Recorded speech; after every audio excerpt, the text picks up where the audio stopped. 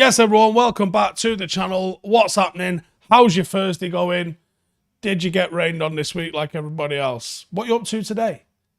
Share with the group. Let's see what everybody's up to. And we're going to start talking about Declan Rice and Manchester City again. Jamie says, we are united. I want better quality at my club. Dubsy says, if he wants to end his growth, he can go there. Just looking at Kalvin Phillips, better go where you're needed. Do you know what? I definitely agree on that front. I don't think he's anywhere near as good as Gündogan, who I presume he would be replacing at Manchester City. I think there's far more than that. According to Romano, Declan Rice deal. West Ham always expected City to join the race after Gündogan's decision. United will only bid if the player agrees to the move, which I know it's Manchester City, so rules don't really fucking apply, but you're supposed to do the what's the word I'm looking for here? You're supposed to do the negotiation with the player after you've been granted permission from the club, not the other way around. And I know that the practice seems to be like this, but it fucking annoys me how people can just outrightly report it that City are only going to bid if the player agrees. Now, you're supposed to get the permission from the club to speak to the player prior to doing that. Just gets on my tits a little bit the way it gets done like that again. Kevin says, City stacking up players, Rice, Vardiol, Kovacic. Yeah, because they needed all those, didn't they? Whereas, meanwhile, we're still haggling over Mason fucking Mount. There has been no approach from Manchester United. Arsenal remain confident and are prepared to bid again. Honestly, if I'm Declan Rice, I think Arsenal is the better move for you. Because there is every chance you end up on the bench at Manchester City. Every chance. And there's every chance that you get replaced within 12 months because they're fucking ruthless and rules don't apply to them in many, many ways.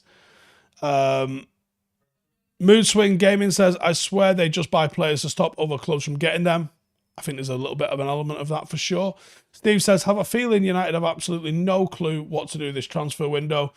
Yeah, well, there are some reports that United are not sanctioning stuff until the Glazers have gone. I don't know if that's people speculating or if people are actually suggesting that that's happening, because that's gross negligence if that's the case on behalf of the Glazers, who, let's be honest, have got form for doing that. But that's fucking gross. If they're going to sabotage the club to that degree on their way out, it just shows the character of the people who they've been for this entire time, doesn't it? Fucking shambles. Absolute shambolic. Ornstein has said City expects to submit an offer to West Ham for Declan Rice today. They have serious interest in recruiting him, and it's anticipated a formal bid will be lodged soon to rival Arsenal for signing. And then Sky Sports, they lead with United. United retain an interest, and there has been discussions internally about how possible it would be to sanction a deal. Does that not show you the fucking difference, right? Arsenal have put a bid in. City are going to put a bid in today. United have had a chat whether or not we'd be able to get a deal done.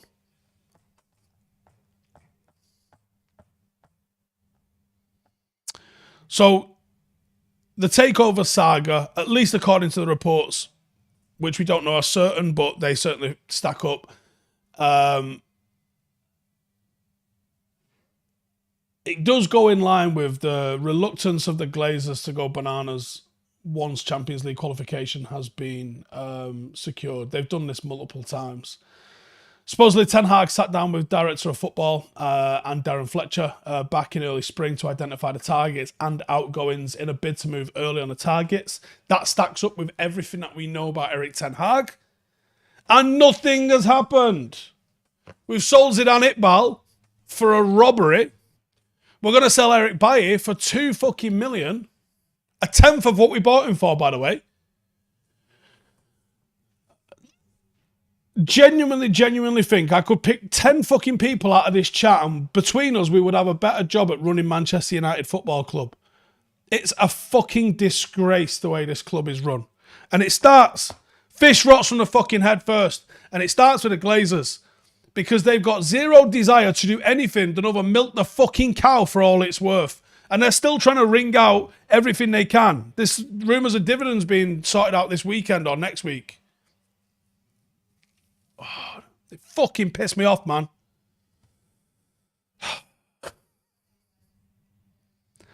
Best laid plans torpedoed by our fucking owners. Supposedly refusing to sanction any spending until a takeover situation is resolved. A situation which is understood to have infuriated Erik ten Hag. Yeah, and every single Manchester United fan out there. Even in selling the club, you're still fucking the club. You horrible set of cunts. Fruscione here with a super chat says, I think Rice is a 6.5 out of 10 player. Watching City and other rivals just lob cash out for targets while we're stuck in neutral is beyond frustrating. I pray this ends with new owners. Isaac says Hannibal to Dortmund. I've not seen anything about that one, to be honest. Ruben says, let's be honest, Roman loved Chelsea more than any of these owners currently owning the club. Yeah, he did. He absolutely did. Brian says, pity the Glazers weren't billionaires on that submarine. I mean, you can fucking say that. I can't condone that on anybody. Jake says, any tips on getting a dent out of a car? No. Stop driving it like you stole it. Charlie says, other clubs must laugh at us. 1,000,000%. 1,000,000%. If it's not for the fact that the investment into Manchester United under the Glazer ownership has been negative 1.5 billion. Unbelievable. Jodak says, who would I get rid of first if I could, Fred McTominay or Van der Beek? Well, if you get rid of Van der Beek, does anyone notice? Realistically. Does anything change? How would you know you got rid of him?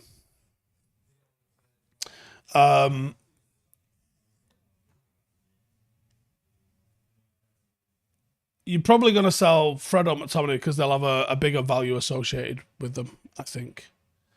Are we going to loan or buy Sabitzer as a backup? Don't think so. Are we hampered by players not wanting to leave? Yes, I think we probably are, yeah. I think there's a good chance that we are hampered a little bit by the likes of Maguire, Mr. Nothing to Prove, not wanting to leave. Danny says, I think Eric will resign through frustration. Wouldn't surprise you, would it?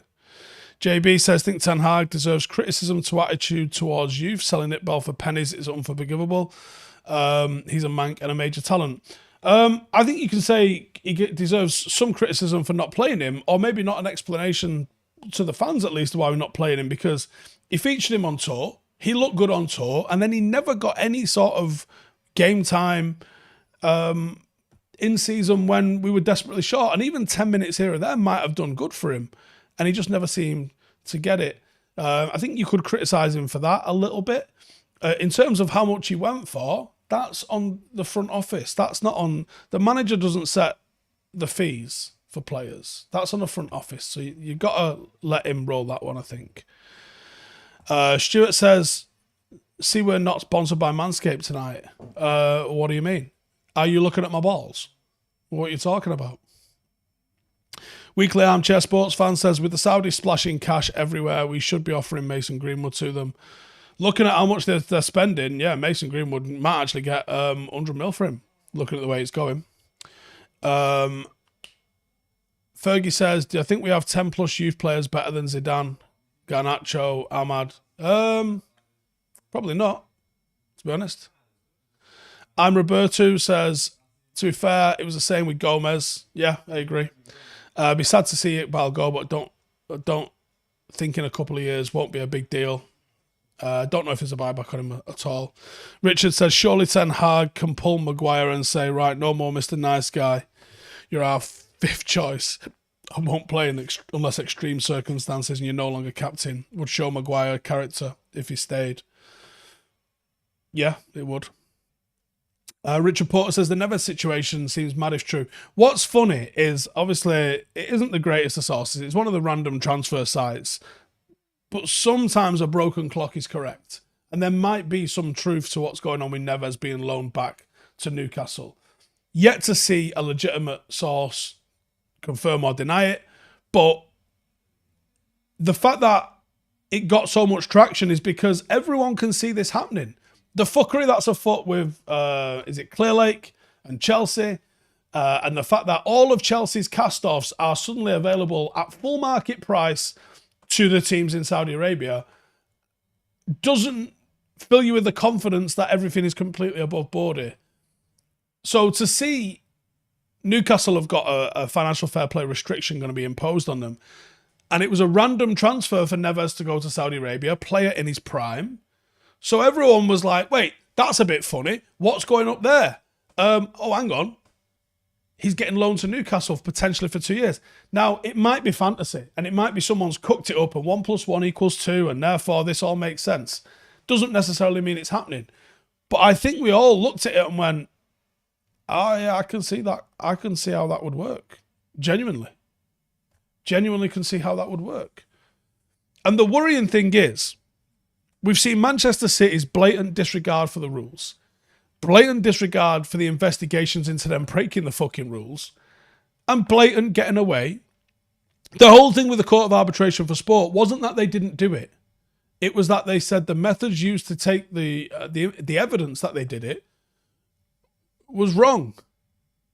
Like you shouldn't have been allowed to snoop on us the way you did to get the evidence that proves that we did it. They weren't saying, "Oh, this is nonsense and we didn't do that." They were just saying, "You can't use that evidence that you got. You think you got it in a funky way." And with the stuff that they're saying now with their 115 charges, they're not saying, "Hey, we're innocent of this." They're saying, "He's an Arsenal fan. He shouldn't be allowed to investigate us." So they're not denying this action. And their refusal to help with the investigation is also something that sticks in people's craw. So that's not to say what's going on with Newcastle will be as shaded just because they're from the Middle East. But what's going on with the Saudi PIF, Clearlake and Chelsea seems to look like it's starting to get on the same sort of tracks, doesn't it? And I don't think that's wrong to say this looks like fuckery, because it does look like fuckery. Dubsy says, do I think the FA has any balls to do anything? Here's the thing. I think the FA are backed into a corner where it's kind of an all or nothing sort of affair with them now. I genuinely believe the FA either has to completely throw the book at them and strip them of titles, or even relegate them. Or I think if the punishment is a fine, they're going to laugh at you and pay it. I don't know how they can do anything other than strip them of titles and relegate them.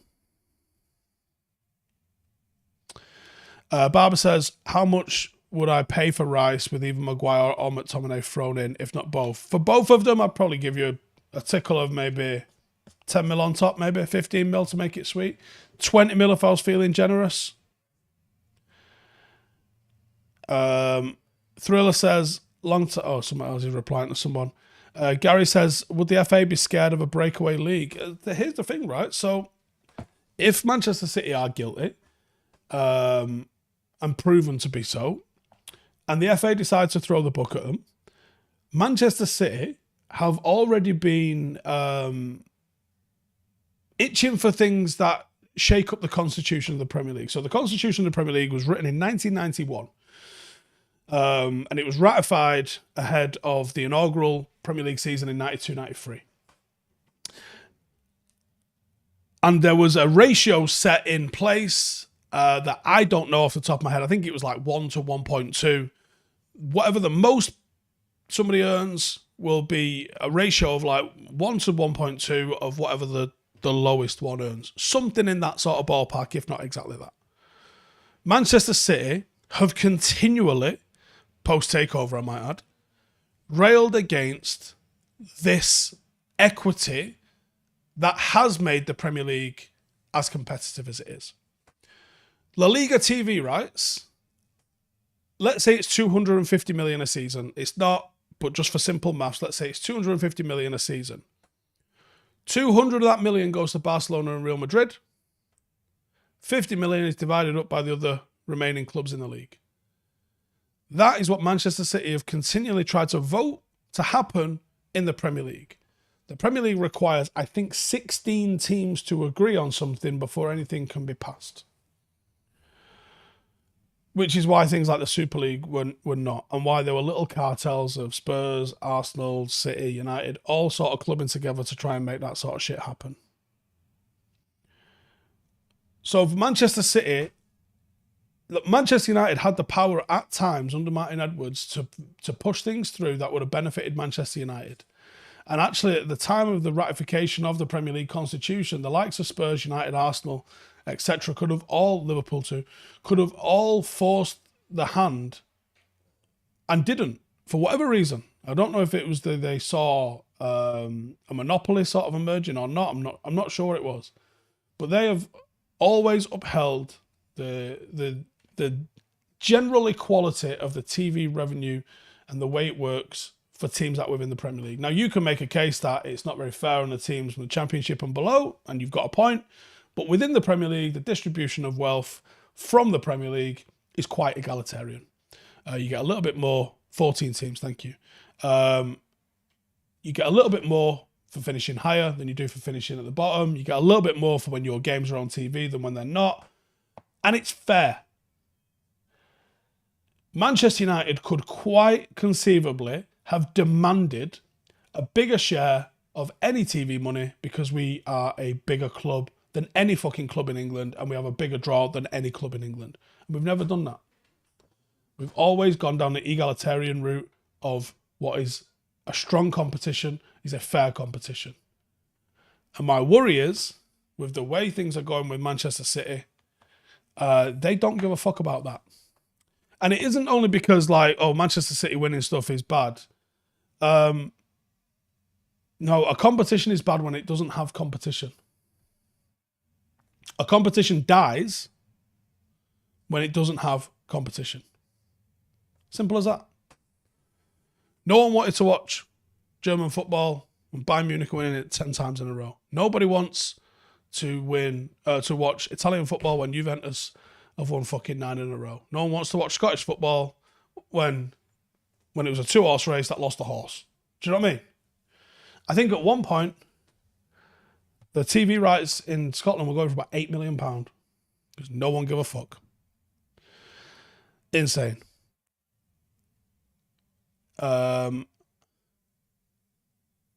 Richard Porter says 3 letters, SPL. Yeah.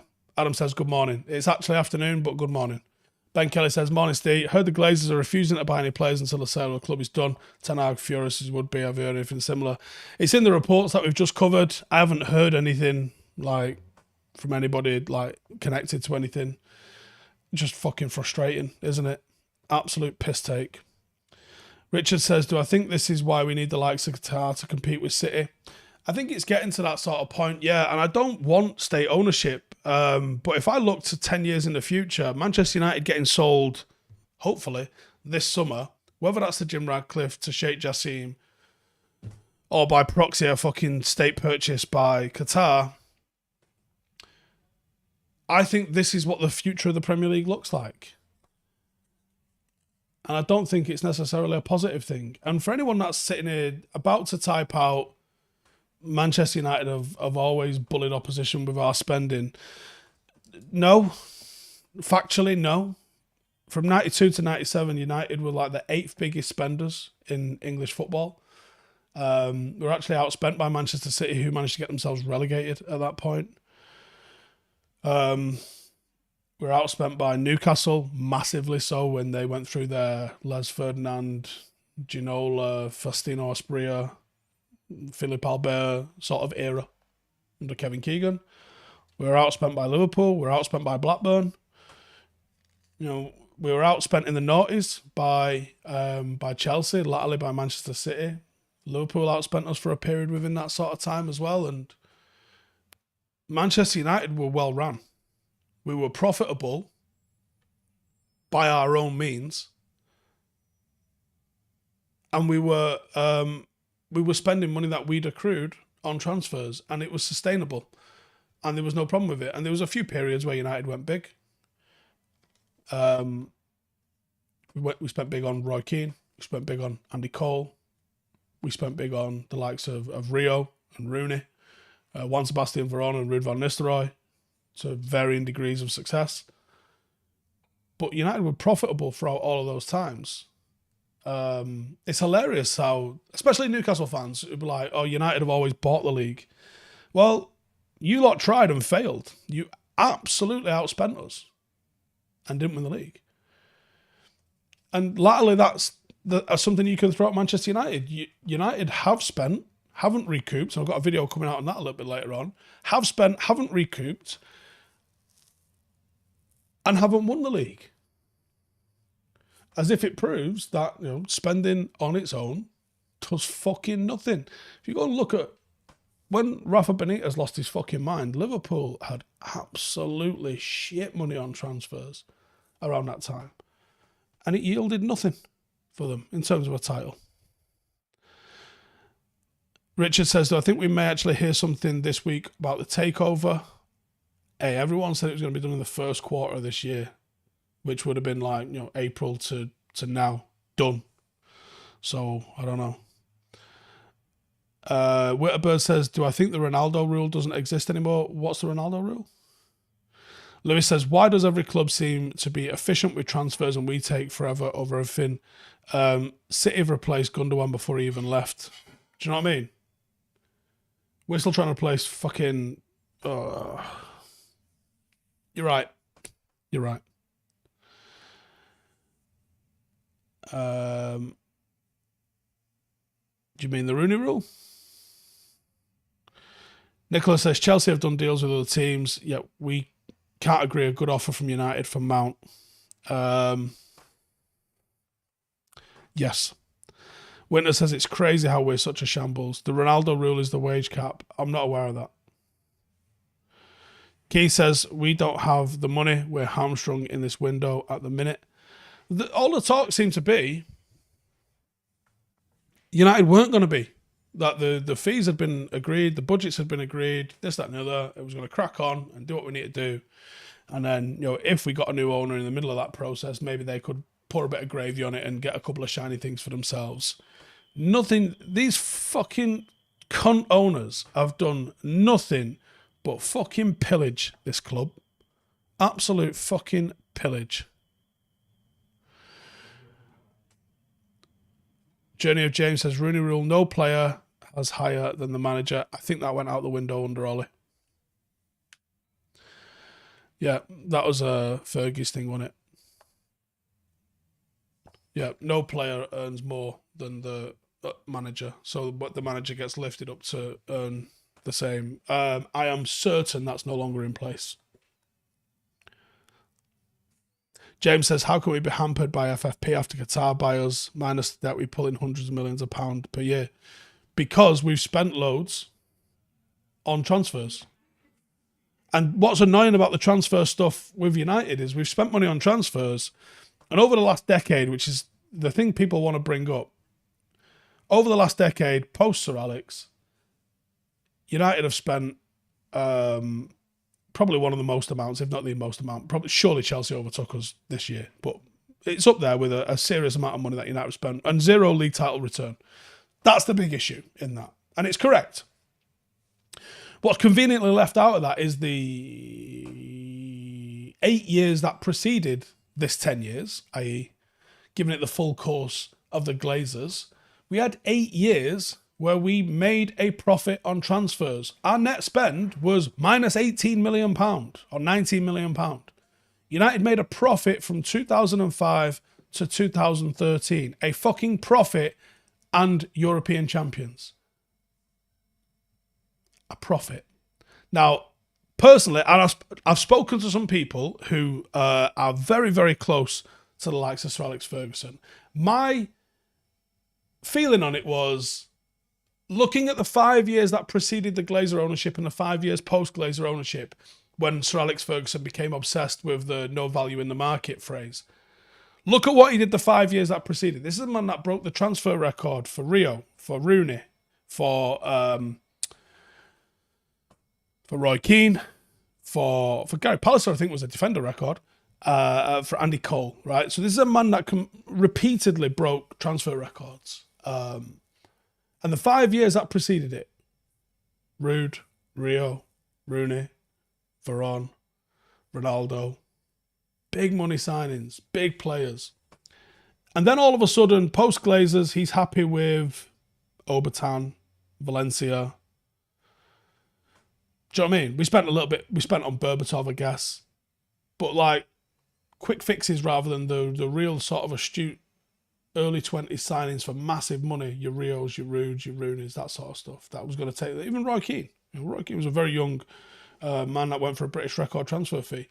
When you look at the actions of Sir Alex Ferguson pre and post Glazers, I find his no value in the market statements hard to stomach, especially when you see some of the absolute fucking talent that moved for relative peanuts in that time. No value in the market. But I have spoken to someone who's extremely close to him, and they said, no, he genuinely bought that, which goes against what I believe, but I have to take them at their word. We made a profit on transfers. No one talks about that. So, post-Gill, post-Fergie, the era of Ed Woodward starts. And this is the era of chase the shiny thing. We can do things in the market no other club can. We talk about the fucking engagements on tweets, talking about the health of Nobby Styles. It's so fucking crass. You know, the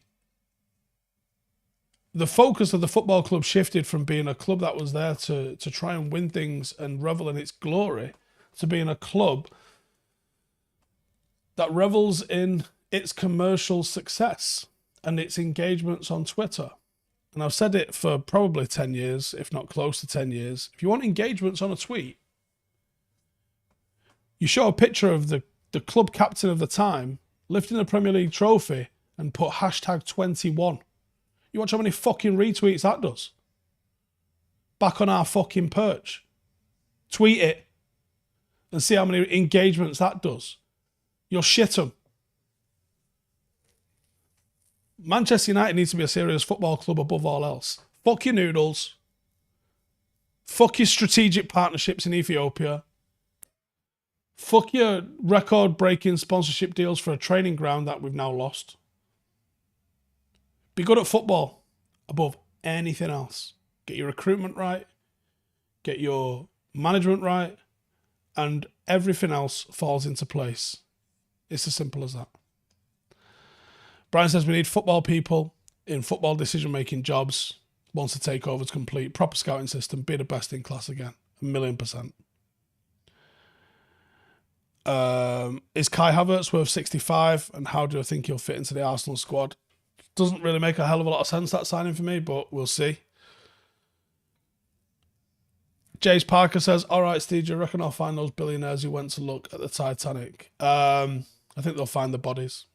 I think they'll sadly have run out of oxygen and passed away. Fergie says, Avram Glazer sold 400 million of shares, 19 a share. If he wanted to stay so bad, why sell so many shares? And why do his siblings want to still have more shares than him? I can't comment on other people's thinking. Fardine says, a random thought, if we sell Fred and McTominay for 40 million with a 50 million for Mount, can we get Casado? We should be looking at Casado, yeah. Dave Nash says, successful business built on successful football doesn't work without success. It doesn't. It doesn't. And one of the worrying things was, is it the Dallas Cowboys? I'm not schooled on American football. Is it the Dallas Cowboys, like, haven't won a Super Bowl in fucking Christ knows how long, but are still valued at whatever?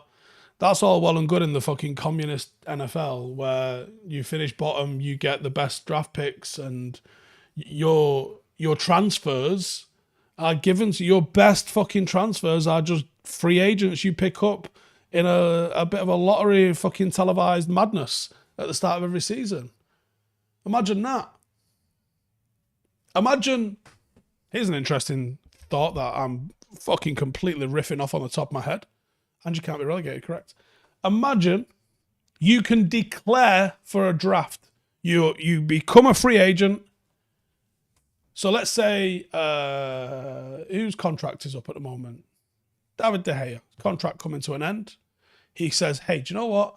I'd like to play in Germany. I'm going to declare for the Bundesliga draft. What if all of the top leagues across Europe had a draft and one of the teams had to take all of the free agents? And that was their gamble, that they had to declare for the Premier League draft. And then on the 1st of August, every single year, you have a Premier League draft and all of the free agents that have declared for the Premier League draft get drafted. Quite fun, wouldn't it? It's free agents, right? So it's not really breaking a system that already exists. It's free agency. Declare for a draft. David De Gea might say, do you know what? Actually, no, I'm going to declare for La Liga draft because I'd like to go back and play in Spain and I haven't had any offers come in, so let's go and see. That'd be quite fun. Nikhil says, are all American sports run the same, i.e. baseball, basketball? Is there no relegation in the UK? My understanding, and I could be wrong on this, is I believe that all of their top flights are single entities where you're in the league system and then that's you. And it's weird it's called a league system because it's literally just that one sort of division in it. They might have different conferences that are all on the same level, but no, they don't have the pyramid system like we do over here. Saeed says, why are United not going after Tonali? Probably improve our midfield. Look, there's probably 2,000 fucking players that improve Manchester United. Taylor says, late to the party, starting at the beginning, just drove 10 hours through the night to get to Montana. I'll keep an eye out for a ranch for you. Get in, lad. Yep, I'm moving to Montana. Fuck it. The Glazers don't go. Alex says, yep, just cost money to get into the top flight of anything in the US. Trevin says, different divisions and conferences, but same league, no relegation. Wow. That's fucking mental, innit? That's absolutely fucking mental. It makes me laugh how America's got this like proper thing about communism, yet their sports are literally the most socialist communist thing that's ever happened. Even like teams who want to spend more, I believe, have to pay like a fine that gets distributed to all the teams in their league that they've sort of wronged by doing that. Or it's fucking absolutely bonkers. Absolutely bonkers.